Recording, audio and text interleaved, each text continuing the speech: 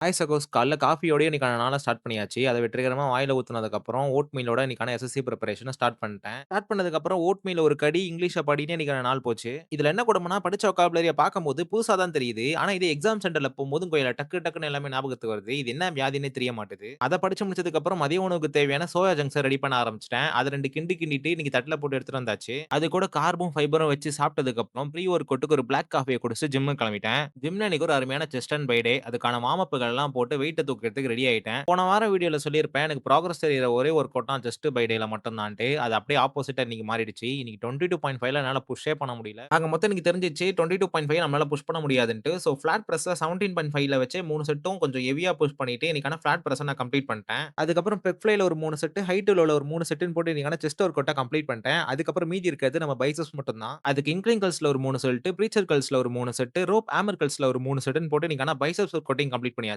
அதுக்கப்புறம் மேல் சாய்வு நடை நடக்கும்போதே புரத கலவைய குடிச்சுட்டு வீட்டுக்கு வந்துட்டேன். அதுக்கப்புறம் இரவு உணவுக்கு டெம்பே, 4 தோசை, சாம்பாரோட இன்னைக்கான இரவு உணவ கம்ப்ளீட் பண்ணிட்டேன். மீண்டும் நாளை ஒரு புதிய நாள்ல புதிய வீடியோல உங்கள சந்திக்கிறேன் கைஸ். பாய்.